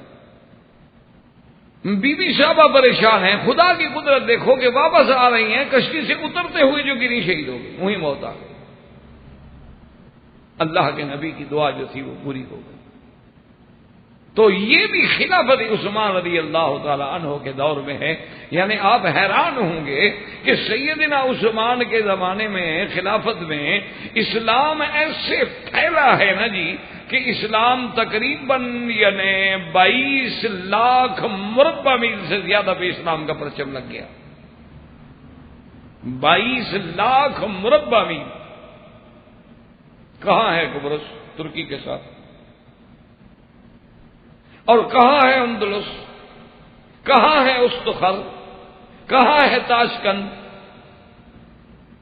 یہ آج جتنی ریاستیں ہیں ترکمانستان اور کاشوان، یہ سب سیدنا عثمان کے زمانے میں فتح ہوئی. آپ خود اندازہ لگا لیں کہ کہاں کہاں مسلمان اور صحابہ کی جماعتیں نہیں پہنچی،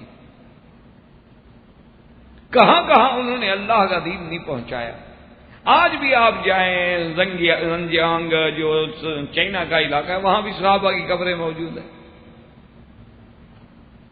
آپ انڈیا میں چلے جائیں، ہند میں بھی صحابہ کی قبریں موجود ہیں. بلکہ بعض لوگ مورخ تو یہ کہتے ہیں کہ نوح علیہ السلام کی اولاد بیٹوں کی بھی قبریں موجود ہیں. اور یہ تو خیر روایات میں ملتا ہے نا کہ حضرت آدم علیہ السلام سب سے پہلے ہند میں اتارے گئے، اور یہ بھی روایات میں ملتا ہے کہ حضرت آدم سب سے پہلے ہند سے پیدل چل کے حج کرنے آئے. اور بعض کتابوں میں ہے کہ 40 حجتن 40 حج آپ نے ہند سے پیدل کیا ہے. اس کا معنی اتنی مدت بھی آپ ہند میں رہے. اسی لیے میں جب دیکھتا ہوں نا اپنے انڈیا کے مسلمان بیچارے کمزور اور بوڑھے اور بیمار اور مریض بیچارے، بعض کی تو یہ حالت ہوتی ہے نا کہ ابھی انشاءاللہ صفا سے فارغ ہونے سے پہلے فوت ہو جائیں گے، لیکن پھر بھی وہ حج پہ آتے. وہ ابا کا اثر ہے نا حضرت آدم کا، وہ محبت ہے دل میں کہ کچھ ہو جائے حج کرنا ہے. چل نہیں سکے گا بیچارہ، بوڑھا ہوگا، کمزور ہوگا، کچھ کرو گا حج کرنا. اچھا انڈونیشیوں نے دیکھا اور کمال کیا ہوا ہے ماشاءاللہ. وہ تو جب لڑکی کی شادی ہوتی ہے نا، سب سے پہلے دولہے سے آپ کی طرح جہیز نہیں لکھواتے کہ گاڑی دو گے، کار دو گے، فریج دو گے. وہ یہ لکھواتے ہیں کہ تم اس کو حج کرواؤ گے. یہ لکھو ورنہ نکاح نہیں ہوگا. اچھا پھر ان کے نزدیک یہ ہے کہ بھی چونکہ سال میں زندگی میں امام شافعی کہتے ہیں کم از کم ایک عمرہ تو ہو، اس لیے وہ بیچارے جب یہاں آتے ہیں آپ دیکھیں کہ روزانہ عمرے پہ جب چونکہ جتنی عمر ہے اتنی عمرے پورے کر رہے ہوتے ہیں وہ بیچارے. اللہ قبول فرمائے. محنت ہے. امام شافعی بھی ایک وقت کے امام ہیں، اور پھر عبادت کی محبت ڈال رہے ہیں، عبادت سے ہٹا تو نہیں رہے نا. اور ایک حدیث مبارک بھی ہے کہ عمر تطر حجج النسک، عمر تطر ینفی عن الذنوب والفقر. حضور نے فرمایا کہ بار بار حج کرنا اور بار بار عمرہ کرنا جو ہے یہ غریبی کو بھی اور گناہوں کو بھی مٹا دیتا ہے. اس لیے علماء نے لکھا جو آدمی غریب ہو نا، جس کے رزق میں برکت نہ ہوتی، عمرے زیادہ کرے تو اللہ تبارک و تعالیٰ اس کے رزق میں برکت ڈال دے. تو یہ شرف جو ہے اتنا بڑے جہاد کا، وہ بھی سیدنا عثمان رضی اللہ تعالی عنہ کو ملا. اور اسی طرح یاد رکھیں کہ سیدنا عثمان فرماتے ہیں کہ اللہ کی رحمت سے میری زندگی میں کوئی جمعہ کا دن ایسا نہیں گزرا جب میں نے کسی غلام کو آزاد نہ کیا. اندازہ کریں، یعنی ہر مہینے میں 4 غلام. تو آپ نے پھر خلافت میں کتنے غلام آزاد کیے ہوں گے؟ تو اندازہ تو کر رہے ہیں نا، 12 سال خلافت ہے. ہر مہینے میں 4 ہیں تو ایک سال کے 48 ہو گئے. 48 کو پھر 12 سے ضرب دے دیں، اور ایک غلام کتنے کا ملتا تھا اس کا بھی اندازہ کر لیں. تو حضرت عثمان فرماتے ہیں اب یہ شرف بھی صرف سیدنا عثمان کو ملا ہے کہ ہر جمعہ انہ اعتق عبدا، ہر جمعہ جو ہے ایک نہ ایک غلام جو ہے وہ آزاد کر دیتے تھے. یہ شرف بھی حضرت عثمان کو ملا. اور اسی طرح دیکھیں کہ سیدنا عثمان کا اللہ اکبر کتنی بڑی شان ہے. وہ فرماتے ہیں کہ جس دن سے میں نے حضور کے ہاتھ پہ بیعت کی نا، اور سابقون الاولون میں ہیں، حضرت عثمان بھی سابقون میں ہیں، حضرت صدیق کی دعوت پہ اسلام لائے ہیں. فرماتے ہیں جس دن سے میں نے سرکار مدینہ کے ہاتھ پہ ہاتھ رکھ کے بیعت کی ہے، فرماتے ہیں خود واللہ، کہتے ہیں خدا کی قسم ہے، اس پر دائیں ہاتھ سے میں نے کبھی اپنی شرمگاہ کو ہاتھ نہیں لگایا کہ یہ ہاتھ محمد کے ہاتھ کو لگا تھا، کیسے غلط جگہ پہ لگا دوں. یہ ہے عشق رسول اللہ. اب آپ خود بھی اندازہ لگا لیں کہ آپ ہاتھوں کا استعمال کیسے کرتے ہیں. یہ تو تصورات کی باتیں ہیں. اب یہ باتیں وہ ہیں کہ صحابہ کی باتیں پڑھ کے بس اگر آدمی میں ایمان ہو تو ذرا ایمان کی لہر تازہ ہو جاتی ہے، ورنہ کرنے والے کہاں گئے؟ وہ تو چلے گئے. جیسے حضرت شاہ ولی اللہ رحمۃ اللہ علیہ نے لکھا ہے کہ آج اگر اللہ اپنے نبی کے صحابہ کو زندہ کر دیں، اللہ تو قادر ہیں، وہ اگر ہم لوگوں کو دیکھیں تو وہ کہیں گے یار یہ مسلمان تو نہیں لگتے، پتہ نہیں کس جماعت سے تعلق رکھتے ہیں. صحابہ ہمیں دیکھ کے حیران ہو جائیں گے، کہیں گے یہ مسلمان تو بھی نہیں لگتے، یہ پتہ نہیں ہے کون. کیونکہ کیسے ہم مسلمان لگے ہیں کہ نہ ہماری شکل اسلام والی، نہ لباس اسلام والا، نہ بول چال اسلام والی، نہ معاملات اسلام والے، نہ عادات اسلام والے. ایمان سے ٹھنڈے دل سے آپ خود سوچیں. مولویوں کی باتوں میں نہ جائیں. جی مولوی تو بڑے تنگ دل ہوتے ہیں، دقیانوس ہوتے ہیں، بڑے متشدد ہوتے ہیں، بڑے سخت گیر ہوتے ہیں. آپ چھوڑ دیں مولویوں کو، اللہ نے آپ کو بھی تو عقل دیا ہے نا. کوئی مولوی دین کا ٹھیکیدار ہے؟ آپ کو بھی اللہ نے عقل دیا ہے، آپ کو بھی اللہ نے ہوا سے خمس سے نوازا ہے. ایمان سے کہیں ٹھنڈے دل سے کہ 3 پیس سوٹ پہننا، داڑھی مڈانا، انگریزی کٹ بنانا اور مانگ الٹی نکالنا یا کاؤ بوائے والا لباس پہننا اور اس طرح پھروانا، یہ کیا یہ انبیاء کی شکل ہے؟ آپ چھوڑیں مولوی. آپ مجھے سمجھا دیں. آپ مجھے کہیں کہ جی ہاں حضور پاک کی شکل مبارک تو خیر ایسے نہیں تھی، لیکن فلاں نبی کی تھی، چلو میں راضی ہوں. پھر بھی ٹھنڈے دل سے کسی پیغمبر نے 1,24,000 نبی میں سے کسی پیغمبر نے پینٹ پہنی ہے اور وہ بھی جین کی ٹیڈی؟ مولوی کو تو چھوڑیں، مولوی تو بڑے تنگ نظر ہیں. آخر خدا نے آپ کو نہیں عقل دیا؟ کسی پیغمبر کا لہجہ، لباس، شکل، اور اسی طرح کسی پیغمبر نے ٹیبل پہ بیٹھ کے کھانا کھایا ہے، کرسی پہ متکئن ٹیک لگا کے. آج کل تو ماشاءاللہ فیشن جو ترقی کرتا جا رہا ہے نا، آج کل جو کھانے کے لیے کرسیاں ہیں نا وہ بھی اونچی کر دی گئی ہیں، تاکہ جیسے وہ شراب کھانے میں پب میں ہوتی ہے نا کہ اونچی کرسی پہ بیٹھ کے پیگ لیتے ہیں. ایک دوست کے گھر میں گیا، انہوں نے کہا جی میں نے اچھا وہ بیچارہ حالانکہ سمجھا نہیں، میں نے اس سے یہ کہا تھا کہ بھئی کھانا جو ہے نا وہاں کچن کے ساتھ لگا دو. اس غریب نے سمجھا کہ مکی صاحب کا شوق ہے کہ کچن میں لگا دیں، وہ ٹیبل وہیں لگا ہوا تھا. میں جب آیا تو کھانا میز پہ اور جناب کرسیاں سرسیاں گول سی اونچی. میں نے کہا جناب سیڑھی لے آئے، میں یہ سب نہیں چڑھ سکتا، مجھے تو گھٹنے میں ویسے تکلیف ہوتی ہے. ایک سیڑھی لے آئے، پہلے کرسی کے ساتھ لگائیں، پھر اس کے ساتھ میں اوپر چڑھوں، پھر اتارنے کے لیے پھر بھی لانی پڑے گی سیڑھی آپ کو. نے کہا جی آپ نے تو کہا، انہوں نے کہا بے وقوف آدمی. میں نے کہا تھا کچن کے ساتھ لگا دو کہ گرم کرنے میں اور بچیوں کو اٹھا کے رکھنے میں تکلیف نہیں ہوگی. کہ تم دوسری منزل پہ کھانا لگا رہے ہو، کھانا نیچے پک رہا ہے، تو ان پر کوئی گناہ تو نہیں ہے. میرا کہنے کا مقصد یہ تھا کہ تمہارے کچن کے ساتھ بڑا حال ہے، وہاں کھانا لگوا دو تاکہ رکھنے میں آسانی ہو جائے. بچے وہاں رکھ دیں گے، وہ چلے جائیں گے، ہم جا کے کھا لیں گے. تو پھر اس کو سمجھ آئی تو پھر بیچارے نے خیر نیچے لگایا. تو میرے کہنے کا مقصد یہ ہے کہ آپ ٹھنڈے دل سے کبھی اپنے گھر میں بیٹھ کے غور کریں کہ بھئی جو آج ہمارا لباس ہے، ہمارا شکل ہے، ہماری صورت ہے، ہمارے گھروں میں یہ ڈرائنگ روم اور بیڈ روم اور ڈائننگ روم اور ہمارے گھروں میں جناب یہ کٹلری اور ہمارے یہ کچن اور ہمارے گھروں کے اندر یہ سب کچھ جو ہو رہا ہے کس نبی کی سنت ہے؟ ٹھنڈے دل سے غور کر لیں گھر میں جا کے. مولویوں کو چھوڑیں، مولوی صاحبان کا کیا، وہ تو بے وقوف لوگ ہیں.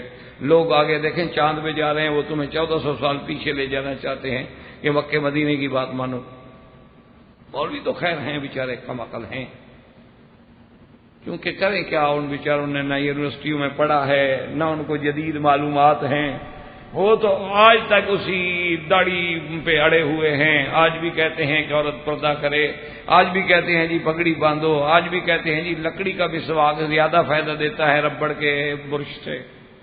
تو ہم تو خیر ہیں پرانے لوگ، ہمارا تو اس لیے آپ ذرا نئے لوگ ہیں، تاریخ پر بھی آپ کی نظر ہے ماشاءاللہ، انسائکلوپیڈیا بھی آپ کے سامنے. اب تو پھر انٹرنیٹ ہے، 1 سیکنڈ میں آپ انگلی مار کے پوچھ لیں کہ جی یہ پینٹ پہننا، 3 پیس سوٹ پہننا، گلے میں ٹائی لگانا یہ کس نبی کی سنت ہے، فوراً آپ کو جواب مل جائے گا. تو کم از کم میرے بھائی ٹھنڈے دل مولویوں کو چھوڑ دیں آپ. اچھا یہ ایسی تو مجبوری ہے کہ اس کے بغیر گزارا نہیں ہو سکتا، تو کم از کم مساجد میں، کم از کم جمعہ کے دن، کم از کم عیدین میں، کم از کم کعبۃ اللہ میں جاتے ہوئے، کم از کم حضور صلی اللہ علیہ وسلم کے روضے پہ جاتے ہوئے آدمی جناب وہاں انگریزی ٹائی لگا کے کھڑا اور الصلاۃ والسلام علیک یا ایمان سے کہ خدا کو جواب کیا دو گے؟ ٹھنڈے دل سے سوچ لو، آپ کا جو جی کرے. یہ ایمان اور محبت ہے کہ میرا یہ ہاتھ حضور کے ہاتھ لگا تھا، اب اپنے بدن کو کیسے لگاؤ؟ فرمایا واللہ ساری زندگی میں نہیں لگایا، ساری زندگی فرماتے ہیں واللہ ہے. اور اس کے بعد فرماتے ہیں واللہ ما زنیت فی الجاہلیت ولا فی الاسلام، کہ مجھے خدا کی قسم ہے کہ میں نے زمانہ جاہلیت میں بھی کبھی زنا نہیں کیا اور اسلام میں بھی نہیں کیا. یہ شرف، یہ حیا، یہ استحیاء اگر نبی کے صحابہ کے پاس نہیں ہوگا تو کس کے پاس ہوگا؟ اور ہم یہ پڑھیں اور دعویٰ بھی کریں کہ ہم اہل سنت والجماعت ہیں، یعنی نبی کے طریقے پہ چلنے والے، صحابہ کی جماعت کا دامن پکڑنے والے، اور ہمارے اعمال ان سے نہ ملیں، اقوال ان سے نہ ملیں، تو کتنے بڑے دکھ کی بات. بہرحال یہ شرف بھی سیدنا عثمان کو ملا. اب جناب سیدنا عثمان رضی اللہ تعالی عنہ کا جو 6 سال کا دور خلافت ہے، وہ تو ایک عظیم دور خلافت تھا کہ لوگ جو ہے وہ اتنے خوش تھے، اتنا ان کو حضرت عثمان سے پیار تھا کیونکہ حضرت عثمان نرم دل تھے. اچھا خدا کی قدرت ہے کہ تھوڑا سختی کے بعد نرمی ملے نا تو آدمی کو بڑی اچھی لگتی ہے. تھوڑا سختی کے بعد آدمی کو نرمی ملا. دیکھو نا، اب ہم جن علاقوں سے آئے ہیں، نہ ہمارے پاس پنکھا تھا، نہ ہمارے پاس بجلی تھی، کچی سڑکیں تھیں، اور جناب یہ ہے کہ کبھی شہر میں آ گئے، کبھی کسی شہر میں جا کے یہ پنکھے پہ سو گئے تو سمجھتے تھے یار آج تو بڑے مزے آ گئے، پنکھا چل رہا ہے، ہوا لگ رہی ہے، کیسے مزے میں بیٹھے ہیں. تو آج اگر پھر اس کے بعد اللہ ایئر کنڈیشن دے دے تو مزہ تو آتا ہے نا، آدمی کو راحت تو ملتی ہے. کچھ لوگ تو اسی لیے بگڑ گئے ہیں، کچھ لوگوں کا دماغ اسی لیے خراب ہو جاتا ہے کہ بیچارے گھر میں کبھی سائیکل نہیں ملا تھا، یہاں کار کے بغیر اترتے نہیں. تو بہرحال یہ ہے کہ حضرت عمر کا دور جو ہے وہ ذرا سختی کا دور تھا کہ حضرت عمر تو نرمی کرتے نہیں تھے، ذرا غلطی ہوئے تو پھر کوڑے سے ٹھیک کرتے تھے نا. حضرت عثمان نرم دل تھے، سب سے نرمی، سب سے پیار، لوگ بڑے خوش. اور فتوحات پہ فتوحات ہو رہی ہیں، اسلام پھیلتا چلا جا رہا ہے. یعنی آپ اندازہ کریں کہ حضرت عثمان کے دور میں یہ وقت آ گیا تھا کہ بعض صحابہ وہاں سے مال غنیمت، مال زکات جمع کر کے حضرت عثمان کو عامل خط لکھتے تھے، حضرت اس علاقے میں تو کوئی مستحق ہے نہیں کہ ہم زکات کس کو دیں، لہذا مدینے بھیج دیں، آپ غریب تلاش کریں. اللہ نے اتنا دے دیا. لیکن آپ کے آخری 6 سالوں میں کچھ حالات ایسے پیدا ہو گئے کہ کچھ لوگ ایسے تھے جو بنو امیہ سے تعلق رکھتے تھے اور دور اور قریب کی حضرت عثمان سے رشتہ داری بنتی. ان کو جب سیدنا عثمان نے عہدے دیے تو کچھ لوگوں کے دل میں اعتراض پیدا ہوا. حالانکہ شرعاً یہ منع نہیں ہے کہ آپ اپنے رشتہ دار کو عہدہ نہ دیں. بات کو سمجھیے. یعنی کوئی آدمی جیسے کہ ہمارے بعض اہل سنت کہلانے والے بھی لکھ بیٹھے کہ حضرت عثمان نے اقربا پروری کی، لیکن یہ بھی تو بتا دیتے نا کہ کیا اقربا پروری کرنا شرعاً منع ہے؟ یہ تو اللہ کا حکم ہے، وَآتِ ذِی الْقُرْبَىٰ حَقَّهُ. اللہ نے قرآن میں حکم دیا ہے کہ تمہارے سب سے زیادہ حقدار جو ہیں تمہارے اقارب ہیں، الاقرب فالاقرب.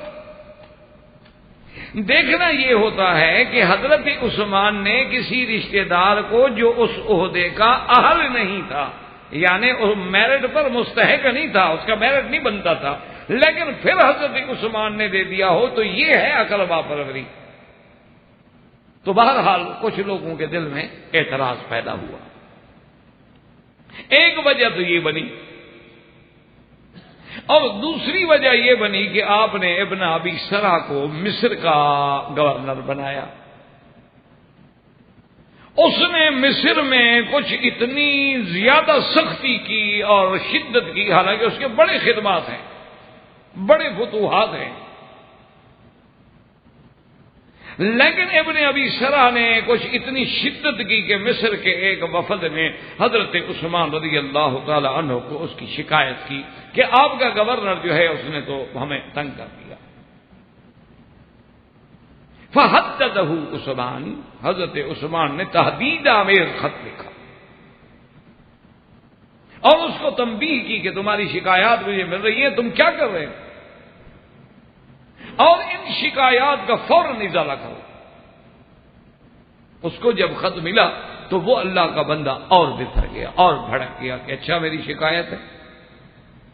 یہ دیکھو نا، اس میں بعض اوقات بڑے بڑے لوگ جو ہیں نا ان کا پاؤں بھی پھسل جاتے ہیں کہ اچھا میری شکایت. حالانکہ بندہ پہچانا تو اسی وقت جاتا ہے نا جب براہ راست آپ پر کوئی اعتراض ہو.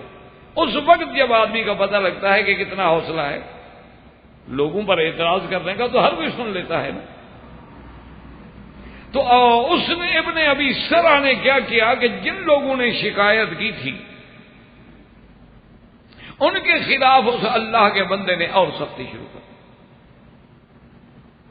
اور وہ سختی اس حد تک بڑھی کہ ان میں سے ایک بندہ جو تھا اتنا تشدد کیا اس میں کہ وہ مر گیا. اب ابن ابی سرا بھی بڑا گھبرایا کہ جب بندہ مر گیا، جیسے یہاں آپ دیکھتے ہیں نا پولیس تشدد میں کتنے لوگ ہیں بیچارے جو مر جاتے. خیر ہماری پولیس تو خیر شرماتی بھی نہیں، وہ تو الٹا فخر کرتے ہیں کہ فلانا تھندار اتنا قابل ہے کہ اتنے بندے مار چکا ہے، آدم خور ہے، تھندار نہیں ہے. تو بہرحال اس نے بڑی کوشش کی کہ کسی طرح میں ان سے معافی لے لوں، دیت لے لیں، راضی ہو جائیں، اب یہ معاملہ حضرت عثمان کے پاس نہ جائے. لیکن بہرحال حضرت عثمان کے پاس وفد آیا مصر کا، اور پھر ان لوگوں نے یہ بھی کیا کہ جتنے اصحاب بدر تھے نا اور جتنے بڑے بڑے صحابہ تھے سب کے پاس جا کے شکایت کی کہ حضرت عثمان سے کہیں یہ کیا ہم پر مسلط کر دیا عذاب. اب سارے صحابہ جن میں حضرت طلحہ ہیں، حضرت سعد ہیں، حضرت زبیر ہیں، حضرت علی ہیں، بڑے بڑے صحابہ جو تھے وہ حضرت عثمان کی خدمت میں آئے اور نے کہا کہ ما فعل عاملک یا عثمان، تمہارا عامل کیا کر رہا ہے.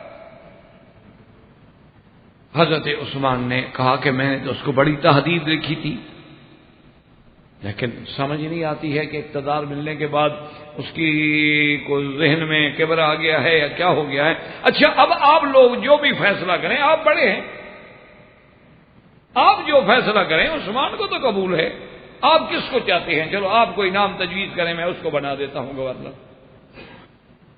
اس لیے کہ سارے پس منظر کو سمجھیں کہ حضرت عثمان رضی اللہ تعالی عنہ کی شہادت کا پس منظر کیا. اب انہوں نے سب نے متفقہ کہا، انہوں نے کہا کہ ایسا کرو کہ محمد ابن ابی بکر، یعنی حضرت ابو بکر کا بیٹے ہیں محمد ابن ابی بکر، محمد ان کا نام ہے، انہوں نے کہا اسے آپ عامل گورنر بنا دیں مصر کا. حضرت عثمان نے کہا ٹھیک، مجھے کیا اعتراض. محمد ابن ابی بکر کو حضرت عثمان نے پروانہ لکھ کے دے دیا اور والی مصر کے نام کی جب یہ آپ کے پاس آئے تو ان کو احترام کریں اور پورا پروٹوکول دیں اور اس کے بعد تم اپنا عہدہ چھوڑ دو اور تمام چارج ان کو سنبھال دو، اور اس کے بعد یہ ہے کہ عزت و احترام کے ساتھ تم فوراً مدینے واپس آ جاؤ.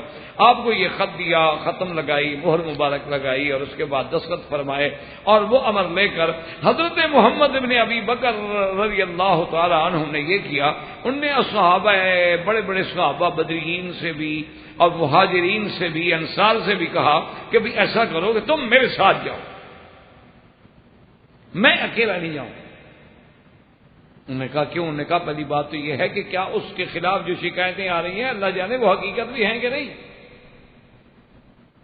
اگر وہ شکایات ہی غلط ہوں تو ہم اس کو معذور کر دیں،